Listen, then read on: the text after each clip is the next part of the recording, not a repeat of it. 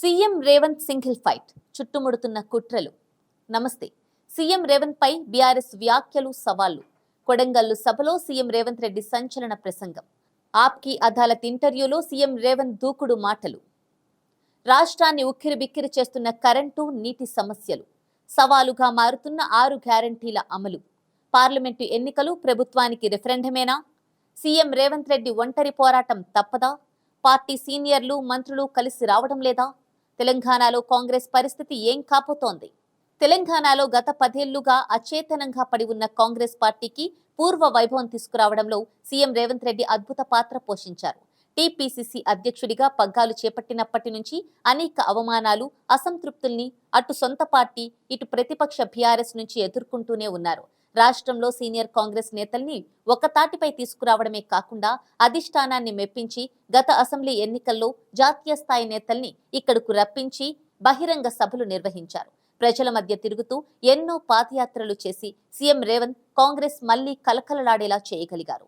ఎన్నికల్లో పార్టీ ఘన విజయం సాధించాక అధిష్టానం మెప్పుతో ముఖ్యమంత్రి బాధ్యతలు చేపట్టారు. అయితే ఆ క్షణం నుంచే సీఎం రేవంత్ రెడ్డికి ఆటుపోట్లు మొదలయ్యాయి. ప్రధానంగా రాష్ట్రంలో పాలన సవాలుగా మారింది. ఎన్నో సమస్యలు, ప్రధానంగా విద్యుత్, తాగు, సాగునీటి సమస్యలు జటిలంగా మారాయి. వీటిని ఒక కొలికి తీసుకురావాలంటే కాసుల గలగలతో కలకలలాడాల్సిన ఖజానా పైసల్లేక వెలవెలబోతోంది. పార్టీ ఇచ్చిన 6 గ్యారంటీలను అత్యంత ప్రాధాన్య క్రమంలో అమలు చేయాల్సిన బాధ్యత ఉండనే ఉంది. ఒకవైపు వీటి కోసం నిరంతరం సమీక్షలు, సమావేశాలు, సమాలోచనలు చేస్తోంటే మరోవైపు అసమ్మతి చాప కింద నీరులా ప్రవహిస్తోందా అన్న అనుమానం కొందరిలో తలెత్తుతోంది. ప్రధానంగా బీఆర్ఎస్ నేతలు ఈ ప్రభుత్వం త్వరలో పడిపోతుందని పదే పదే అనడం వెనుక మతలబు ఏముంది అని చాలా మంది అంటున్నారు. పులి మీద పుట్రలా ఉన్న సమస్యలతోనే సతమతమవుతోంటే పార్లమెంటు ఎన్నికలు ముంచుకొచ్చాయి. ప్రభుత్వం ఏర్పడి 100 రోజులు దాటిన వెంటనే లోక్సభ ఎన్నికలు రావడం కాంగ్రెస్ కు సవాలుగా పరిణమిస్తోంది. సీఎం రేవంత్ రెడ్డి స్వయానా ఈ ఎన్నికలు తమ పాలనకు రిఫరెండం అన్నారని మాజీ మంత్రి కేటీఆర్ అంటున్నారు. పైగా సీఎం రేవంత్ రెడ్డి తప్పకుండా బీజేపీలోకి వెళ్లిపోతారని, తను మరో ఏక్నాథ్ షిండే అని కేటీఆర్ వ్యాఖ్యానిస్తున్నారు. పాలన 100 రోజులు దాటకముందే హామీల అమలు ఏమైందని బీఆర్ఎస్ కీలక నేతలు హరీష్ రావు, కేటీఆర్లు పదే పదే ప్రశ్నిస్తుండటం సీఎంకు పెద్ద తలనొప్పిగా మారుతోంది. 10 ఏళ్లలో వారు చేసిన అరాచకాల ఫలితంగా రాష్ట్రం ఇవాళ ప్రగతి పదంలో కుంటుతూ నడుస్తోందని అందరికీ తెలుసు. కానీ ఇప్పుడు వారు ప్రతిపక్షంలో ఉండటంతో సేఫ్ అయ్యారని విమర్శకులు అంటున్నారు. తాజాగా పార్లమెంటు ఎన్నికల నేపథ్యంలో కొడంగల్లులో జరిగిన కార్యకర్తల సమావేశంలో సీఎం రేవంత్ మాటలు సంచలనం సృష్టించాయి. ఈ సభలో సీఎం రేవంత్ రెడ్డి మాట్లాడుతూ పార్లమెంటు ఎన్నికల్లో కొడంగల్లో మెజారిటీ తగ్గించేందుకు బీజేపీ, బీఆర్ఎస్ కుట్రలు చేస్తున్నాయి. తెలంగాణలో కాంగ్రెస్ ప్రభుత్వం పడేసే కుట్రలు జరుగుతున్నాయి. కేసీఆర్ 10 ఏళ్లు సీఎంగా ఏం చేశారు ఈ ప్రాంతానికి? పాలమూరు రంగారెడ్డి ఎత్తిపోతల పథకానికి 27,000 కోట్ల రూపాయలు ఖర్చు చేశారు. కానీ 1 ఎకరానికి నీరు ఇవ్వలేకపోయారు. కేసీఆర్ ఏం ముఖం పెట్టుకుని ఈ ప్రాంతంలో పర్యటిస్తారు? మొదట ఇక్కడి ప్రజలకు క్షమాపణ చెప్పాలి. అలాగే 10 ఏళ్లు ప్రధానిగా ఉన్న నరేంద్ర మోదీ ఈ ప్రాంతానికి ఏం చేశారో చెప్పాలి. ఇప్పుడు మళ్లీ ఓటేస్తే చంద్రమండలానికి రాజవుతారా అని ఘాటుగా విమర్శించారు. ఇక్కడ 2 ప్రధాన అంశాలు గమనించాలి. మొదటిది, ప్రధాని నరేంద్రను పెద్దన్న అని, గుజరాత్ రాష్ట్రాభివృద్ధి దేశానికి మోడల్ అని సీఎం రేవంత్ అన్నారని, మోదీని పదే పదే ఎందుకు సీఎం ప్రశంసిస్తున్నారని మాజీ మంత్రి కేటీఆర్ అన్న మాటలకు ఈ సభలో ప్రధానిపై సీఎం చేసిన వ్యాఖ్యలు సమాధానంగా చూడొచ్చు. అలాగే బీజేపీ రాష్ట్ర నేతలు ప్రతిసారి మీడియా సమావేశంలో కాంగ్రెస్ నుంచి సీనియర్ నేతలు బీజేపీలో జంప్ కావడానికి సిద్ధంగా ఉన్నారు. 10 మంది ఏక్నాథ్ షిండేలున్నారని వ్యాఖ్యానించారు. బీఆర్ఎస్ పార్టీ ఈ ప్రభుత్వం పడిపోతుందని అంటుండటంతో అందరికీ దిమ్మ తిరిగేలా సీఎం రేవంత్ సమాధానమిచ్చారని కొందరంటున్నారు. రేవంత్ రెడ్డి సీఎంగా బాధ్యతలు స్వీకరించిన మరుక్షణం విద్యుత్తు, ధరణి, సాగునీటి ప్రాజెక్టుల సమస్యలపైనే దృష్టి సారించారు. ఎన్నికల సమయంలో ఇవే అంశాల్లో గత బీఆర్ఎస్ ప్రభుత్వం చేసిన అవకతవకల్ని ఘాటుగా విమర్శించారు. విద్యుత్ శాఖ సమీక్షలో అనేక లోపాలు బయటపడ్డ మాట వాస్తవం. 24 గంటలు ఉచిత విద్యుత్ పేరిట వివిధ కంపెనీలతో అవసరం లేకున్నా కరెంటు అధిక రేటుకు కొన్నట్లు వ్యాఖ్యానించారు. ధరణిని అడ్డుపెట్టుకుని బీఆర్ఎస్ నేతలు భూ కబ్జాలకు పాల్పడ్డారని ఎన్నికల్లో విమర్శించిన నేపథ్యంలో అధికారంలోకి రాగానే ధరణి సమస్య కోసం జిల్లాల్లో సమావేశాలు నిర్వహించి బాధితుల నుంచి దరఖాస్తులు స్వీకరించారు. ఇక కాళేశ్వరం ప్రాజెక్టుపై మొదటి నుంచి విరుచుకుపడుతున్న సీఎం అధికారంలోకి రాగానే మంత్రులు, ఎమ్మెల్యేల బృందంతో మేడిగడ్డ బ్యారేజీని సందర్శించారు. అయితే సీఎం చేపట్టిన ఈ చర్యలు ప్రతిపక్ష బీఆర్ఎస్ పార్టీకి మింగుడు పడటం లేదు కాబట్టే ఇష్టారీతిగా వ్యాఖ్యానాలు చేస్తున్నారని కాంగ్రెస్ పార్టీ నేతలు అంటున్నారు. అయితే సీఎం రేవంత్ రెడ్డికి తలనొప్పిగా చాలా సమస్యలు కొరకరాని కొయ్యలా ఉన్నమాట వాస్తవం. కరెంటు సమస్య ఒకటి. 200 యూనిట్లలోపు వినియోగించే వారికి ఉచితంగా ఇవ్వడంతో పాటు వ్యవసాయానికి నాణ్యమైన విద్యుత్తు ఇవ్వాలి. రాష్ట్రంలో విద్యుత్ కోతలు లేకుండా చూసుకోవాలి. ఇవన్నీ అనుకున్నంత సులువు కాదు. ఈసారి ఎండలు మండిపోతుండటంతో రాష్ట్రంలో నీటి వనరుల పరిస్థితి దారుణంగా మారింది. కృష్ణానది తీరంలో క్రాప్ హాలిడే ప్రకటించారు. ఎగువ నుంచి కృష్ణానదికి నీరు రాకపోవడంతో తెలంగాణలో నీటి సమస్యలు ఉధృతం అవుతున్నాయి. గోదావరి పరివాహకంలో సైతం ఇలాంటి పరిస్థితులే కనిపిస్తున్నాయి. గత ఏడాది వర్షాలు కురిసినా వర్షాలకు జలాశయాలు, డ్యాంలు, చెరువుల్లో నీటి మట్టం మొదట్లో బాగానే ఉన్నా క్రమంగా తగ్గిపోతోంది. వీటికి అనుబంధంగా నిర్మించిన కాలువ నుంచి నీరు అందకపోవడంతో రైతులు గత్యంతరం లేక బోర్లపైనే ఆధారపడుతున్నారు.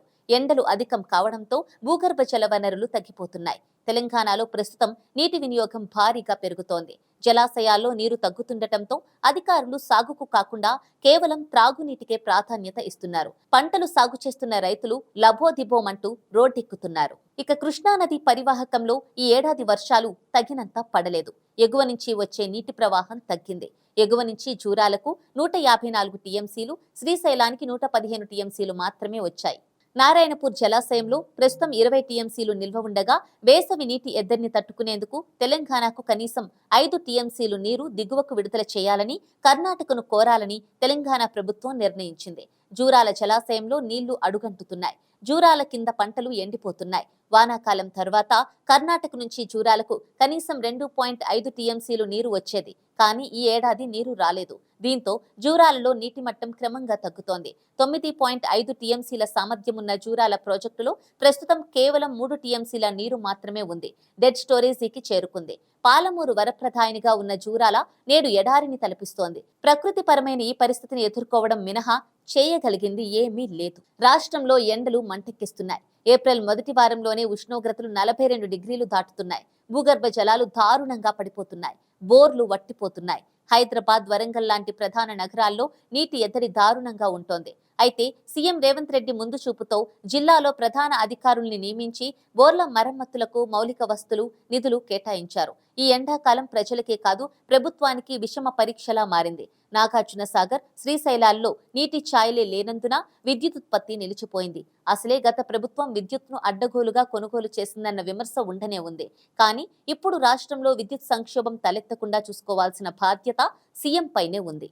రాష్ట్రంలో సమస్యలు ఎన్ని ఉన్నా సీఎం సింగిల్ గా ఫైట్ చేస్తున్నట్లే కనిపిస్తోంది. సీనియర్ నాయకులు, మంత్రులు కలిసి వస్తున్నారా అనేది అనుమానంగా మారుతోంది. ప్రతిరోజు మీడియా సమావేశాలు పెట్టి బీఆర్ఎస్ లీడర్లను, కేసీఆర్ ని పొట్టు తిట్టి ఇక తమ బాధ్యత అయిపోయిందని అనుకుంటున్నారా అని కొందరి సందేహం. బీఆర్ఎస్ నుంచి నాయకులు వలస వస్తుండటంతో సీఎం రేవంత్ ప్రోత్సహిస్తున్నారన్న కోపంతో పార్టీలోని సీనియర్లు మౌనంగా ఉంటున్నారన్న మరో ప్రచారం వినిపిస్తోంది. సీఎం రేవంత్ రెడ్డి బీఆర్ఎస్ కు దీటుగానే స్పందిస్తున్నారు. ఇటీవల ఆప్కి అదాలత్ టీవీ షోలో సీఎం రేవంత్ రెడ్డి కేసీఆర్, కేటీఆర్ గురించి చాలా ఘాటుగా విమర్శించారు. కేసీఆర్ దెబ్బతిన్న సింహం గుహలో ఉంది, బయటకు వచ్చాక ఉంటుందని యాంకర్ అడిగిన ప్రశ్నకు బయటికి రాని ఒక్క బుల్లెట్తో కేల్కతం చేస్తానని అన్నారు. తానింకా బద్లా ఆట ప్రారంభించనే లేదని అన్నారు. తండ్రి కొడుకుల్ని ఇద్దరిని జైలుకు పంపడం ఖాయమన్నారు. పొలిటికల్ గా చాలా హిటెక్కించే ఈ డైలాగులు సాక్షాత్తు సీఎం రేవంత్ రెడ్డి నోటి వెంట రావడంతో సెన్సేషన్ గా మారింది. అయితే సీఎం రేవంత్ రెడ్డి ప్రస్తుత పరిస్థితుల్లో చాలా పోరాటాలే చేయాల్సి ఉంటుంది. రాష్ట్రంలో పేరుకుపోయిన సమస్యలు, ప్రజలకు ఇచ్చిన హామీలను నెరవేర్చడం, ప్రతిపక్షాల కుట్రను తిప్పికొట్టడంతో పాటు సొంత పార్టీలో అసమ్మతిని ఓ కంట కనిపెట్టాల్సి ఉంటుంది. 6 నెలల్లో ప్రభుత్వం పడిపోతుందన్న కొందరి జోష్యాన్ని తేలికగా తీసుకోకుండా 5 ఏళ్ల పాటు అనుక్షణం అప్రమత్తంగా ఉండాల్సిన సందర్భం సీఎం రేవంత్ రెడ్డిపై ఉంది.